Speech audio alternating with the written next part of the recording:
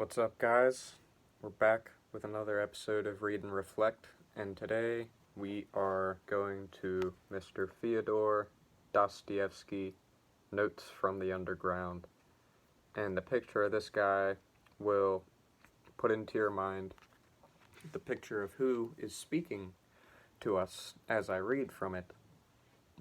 And I actually began making this video earlier today, and then I was interrupted halfway through by my dad.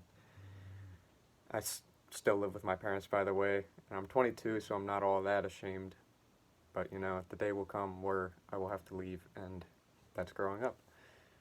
But I was interrupted, and I'm glad that I was, because it gave me a gestation period. There were points that I wanted to emphasize about this passage, which is the first one, by the way.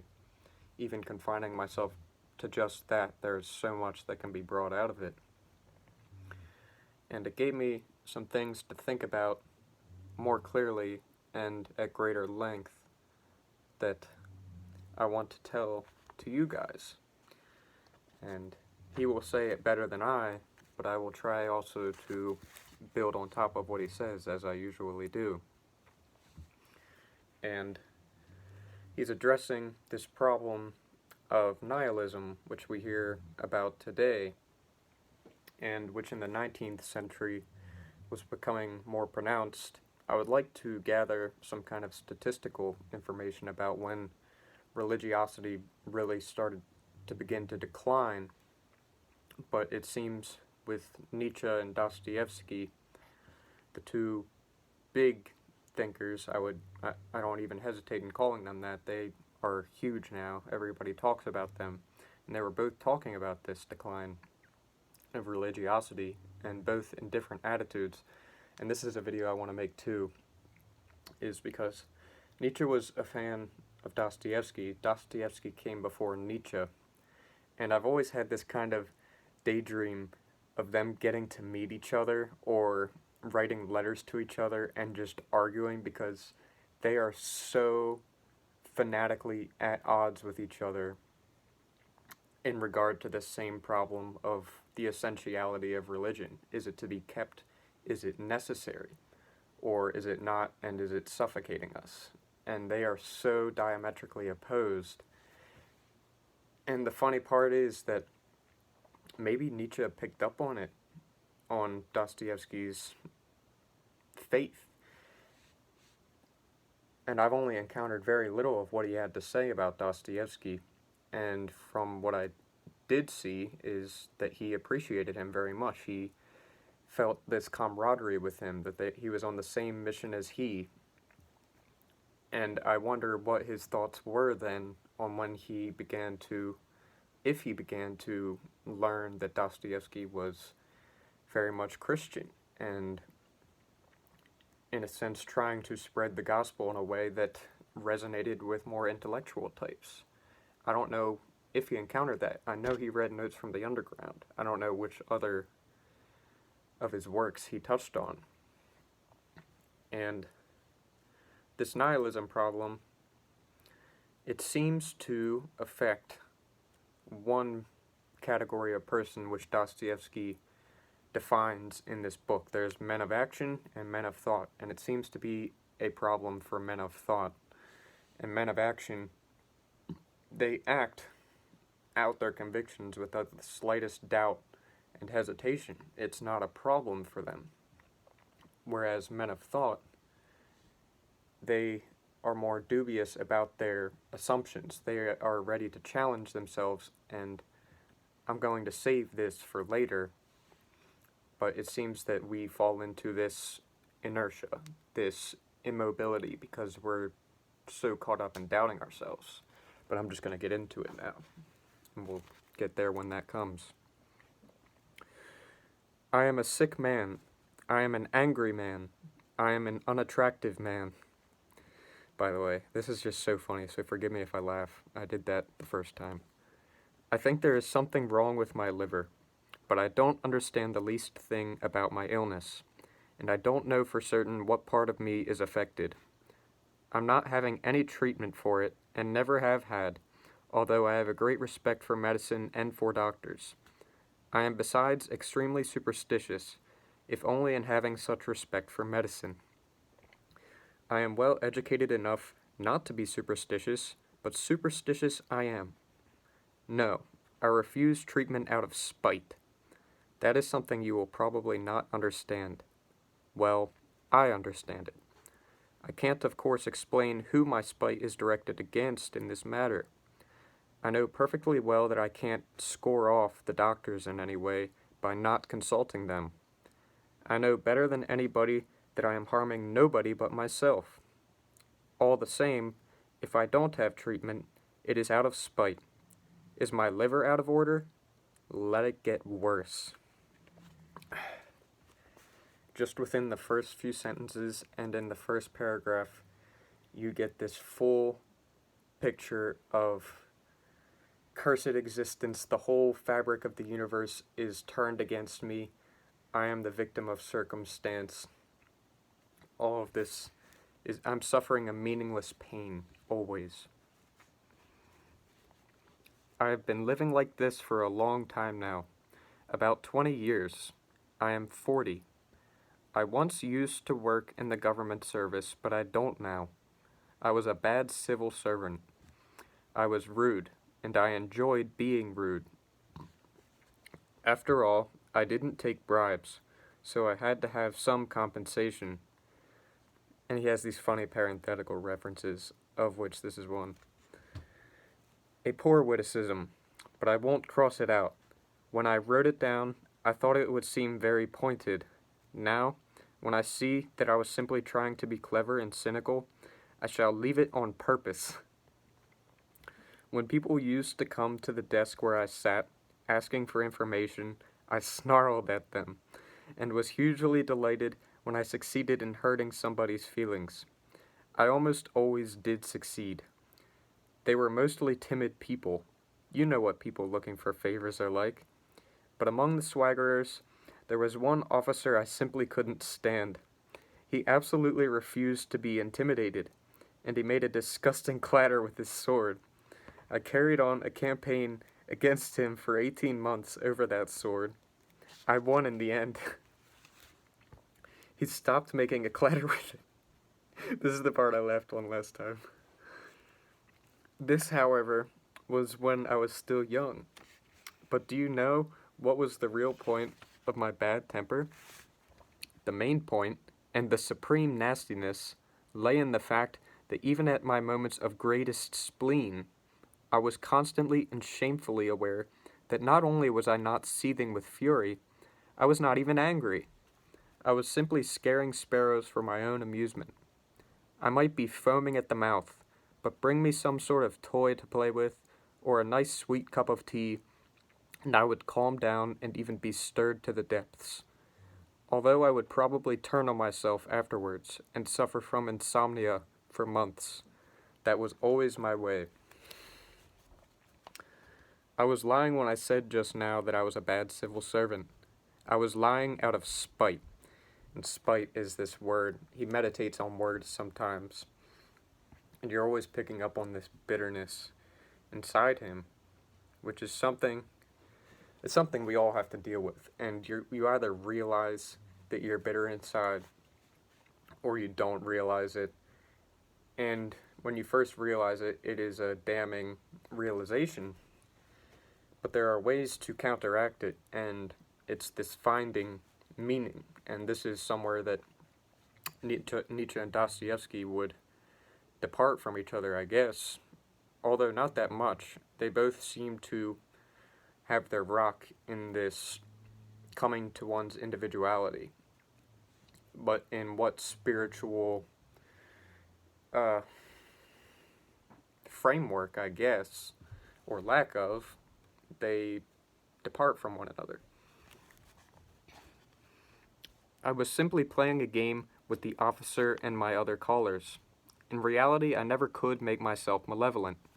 I was always conscious of many elements showing the directly opposite tendency. I felt them positively swarming inside me, these elements.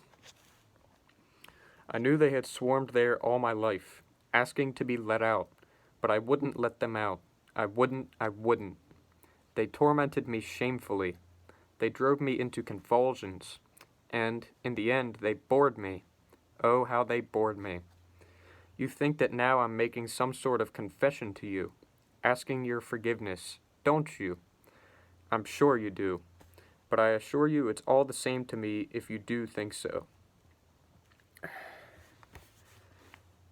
And the cool thing about this little paragraph is that it reveals the psychology, the psychological understanding of Dostoevsky. And the more subtle observers, you don't even have to be an official psychologist, but somebody who watches themselves, who observes themselves, a man of thought, say, you watch yourself and you realize that a lot of the time we are carrying out actions, we are driven by these things that often we identify with. We have drives, and that's what the psychoanalysts and Adler and Freudian types, they centered on that. And it's very, very true. We have these living personalities inside of us, each of which has their own needs and seeks their own sorts of fulfillment.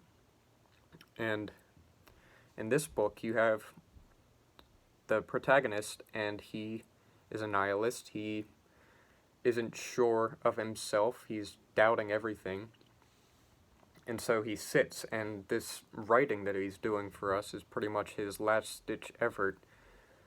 He's driven to write because he has lost his confidence in the drive to do anything else. He has doubted himself out of existence. He's just sitting in this corner and writing about how impoverished he is. But the people who watch themselves and who watch other people realize that a lot of the time we are guided by these drives, and that they're actually really powerful if you watch them. We think that we are in control of them, and really, we only are to so much of an extent. And I don't want to say that we're guided solely by drives, to this kind of determinist attitude, but that we are forced to reconcile ourselves to this great degree of determinism that defines our lives.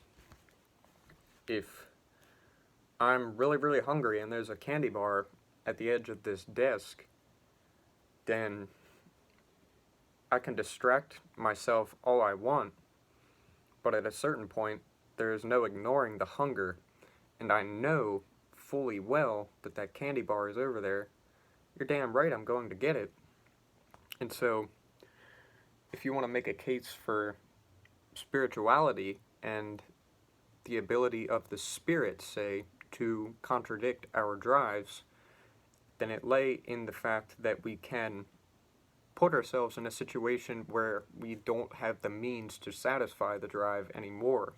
And so it will have to dissipate. So I could go into another room or go on a walk or something, and then that candy bar is gone. I mean, I can't fulfill that drive anymore. And thus, in a sense, I've escaped the determinism of my physiology.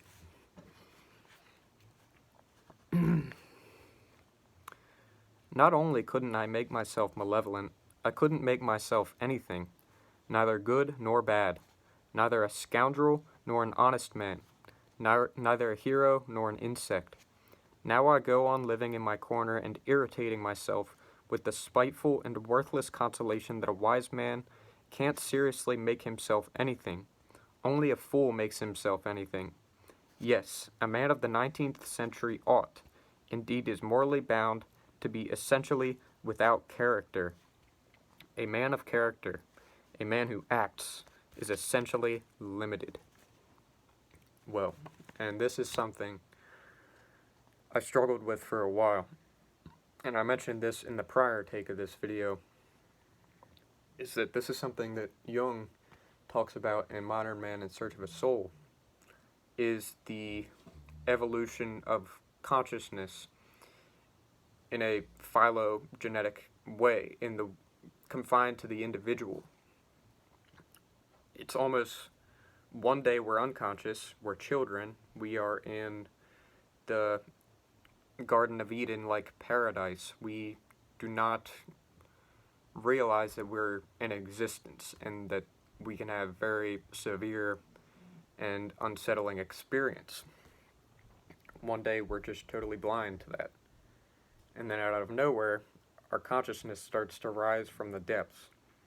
And we don't even notice this happening. And then one day, we become conscious that we are conscious. And it's from then on, oh boy, this is gonna hurt. I have a whole human life ahead of me, and it is only going to get worse from here. And I don't encourage that anyone indulge that conclusion too strongly, because while it is true that we become truly feeling beings at a certain stage of life, that does not exclude the potential of future ecstasies, say, that in our future lie hidden gems as well as hidden turmoils. And so you need to adopt an attitude where you can embrace all of that. And it's this characterlessness, this indecision, this inertia. I struggled with this for a while because, like I say, we just come to consciousness out of the blue. And what happens then, if you are, in Dostoevsky terms, the man of thought as opposed to the man of action,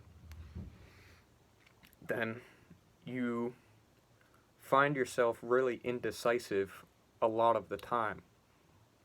When opportune to select from one of various decisions, you aren't sure what to do. You want to make the right decision, and a lot of the time you find you can't know what is the right decision. And so, being the smart man that you are, you go, I'm not going to decide at all. That's my safest bet.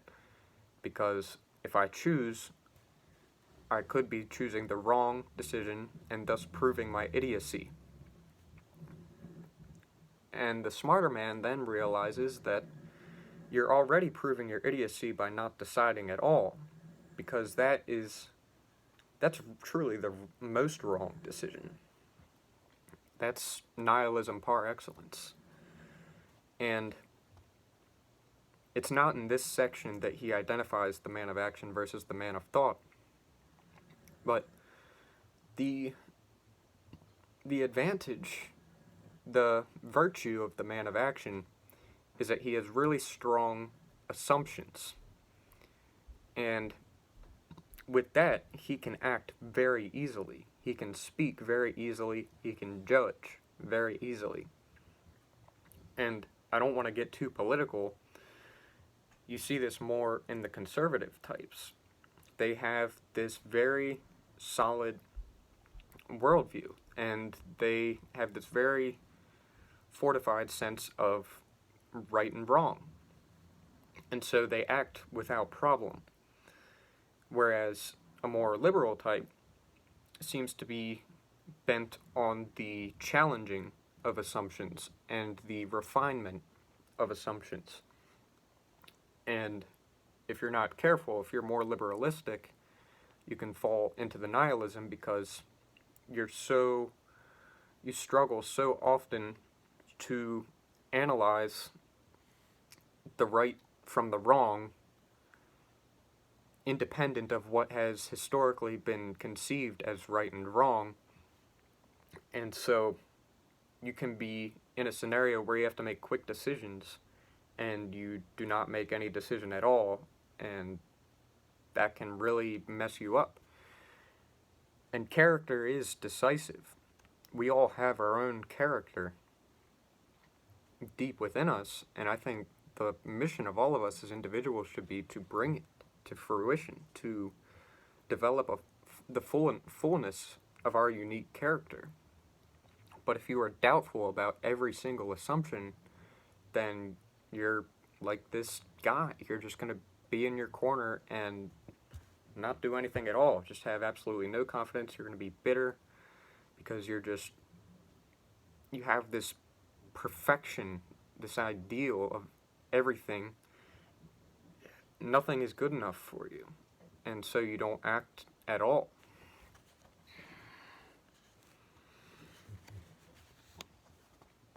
Such is my 40-year-old conviction. I am 40 now, and 40 years is a lifetime. It is extreme old age. To go on living after 40 is unseemly, disgusting, immoral. Who goes on living after 40? Give me a sincere and honest answer. I'll tell you, fools and rogues. I'll tell all the old men that to their faces. All those venerable elders, those silver-haired, fragrant old men. I'll tell the whole world. I have the right to talk like this, because I'm going to live to be 60, 70, 80. Stop. Let me get my breath back.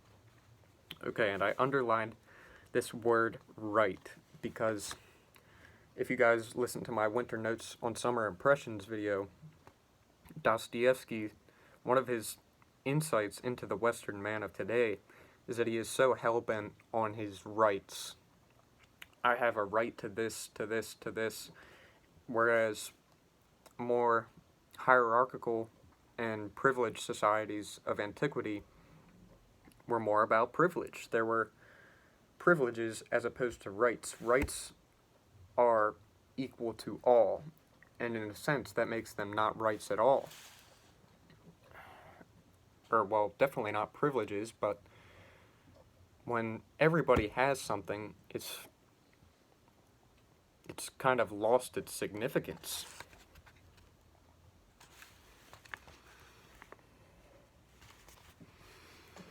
You probably think I'm trying to amuse you.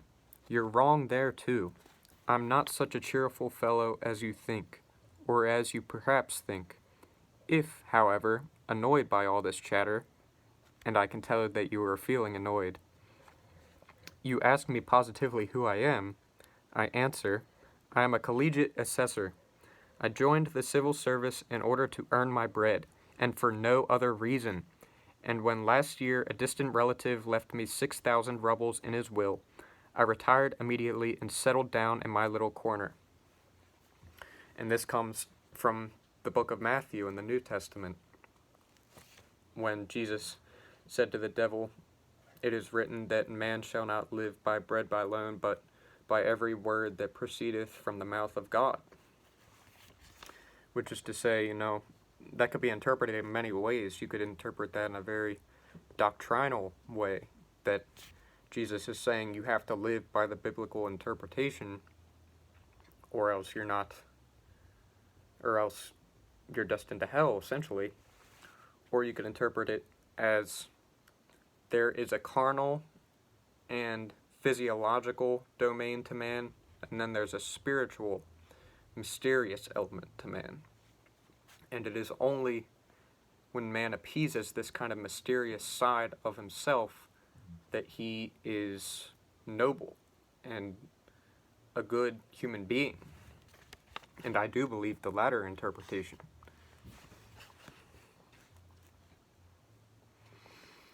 I lived in this same corner even before that, but now I've settled down in it. My room is mean and shabby, on the outskirts of the town. My servant is a peasant woman, old, crabbed, and stupid, and what's more, she always smells bad. I am told that the climate of St. Petersburg is bad for me, and that, with my insignificant means, it costs too much to live here. I know all that, a lot better than all my extremely wise and experienced advisors and headshakers. But I shall stay here. I will not leave St. Petersburg.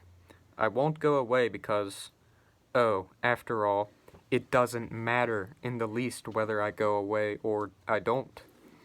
However, what can a decent, respectable man talk about with the greatest pleasure? Answer, himself. Well, so I will talk about myself. That's the end of the first passage. It doesn't matter whether I go away or not. And it is this relativism that I think he was going after there. It doesn't... There was this bottoming out of all values. There was no greater or lesser way to be. It was all equally horrible in this Dostoevsky type interpretation. And I'm going to end it with this, but I guess what I wanted to address this to was to those who may be spellbound by this assumption that to be wise is to be characterless, to be inactive. Because I was caught in this spell for a while, and that's no way to live at all. Because it's this really tricky thing. There are people, like I said before, who just have no problem acting. They act in this very unconscious manner, unquestioningly, and they seem to be very happy, and they don't suffer these deep religious, crazed feelings. Whereas the man of thought experiences all of those at a level that others do not understand, and it's hard to even tell what the distribution is of men of thought versus men of action. It seems like the latter there are more of than men of thought. But I'm trying, I guess, to speak to those who may be the men of thought that had this acute type of suffering that is not talked about very much, who maybe look at themselves and toward their future and their prospects and are unsure of what to do with themselves, and so they find their safest bet in not doing anything at all, just rolling along with the tide and not pursuing a felt meaning in any sense. And I highly caution against that, because I don't think there are some people that just have it innately, the meaning thing, or that don't even talk about it. They have it, but they don't have the cognizance of that need. They just act and they comply with social norms. They fit right in, and then others don't fit right in. They have these talents and interests, fancies that they're not in accord with what the majority of other people look for and find utilitarian. And so I'm trying to talk to this person who is probably very gifted but doesn't know, and who has doubted their inmost self, their character. And I say, do not do it. Just because you're trying to outsmart yourself and everybody else, if you read this book, it turns you into this man, and this is not a man that you want to be at all. And the first time that I read this book from cover to cover, I remember getting to the very last page, and the first thought that I had was, wow, what a sore beggar this guy is. Just a miserable loser. Wait a minute. I am that loser. I mean, this is word for word the chain of thought that I had, and I read this about a year ago. I definitely need to read it again, and I highly advise that everybody read it. This is one of 3 of Dostoevsky's works that I've read: Brothers Karamazov, Crime and Punishment, and this one. And I plan on reading Devils and The Idiot and Memoirs from... I plan on reading all of his books. It's just going to take time. I have other things I got to worry about. But I highly urge that everybody read this book, because it gives you this very in-depth picture of this psychological state that is not peculiar to somebody with a poor physical constitution, but it's this despair that we can all fall into and that can seem inescapable while you're in it. And we're still discovering how it is that we can escape that, and ultimately that's up to the individual to find out. It could very well be, and I think that it is, that this solution varies from an individual basis. And so I'm going to leave it there, and thanks for tuning in, guys. See ya.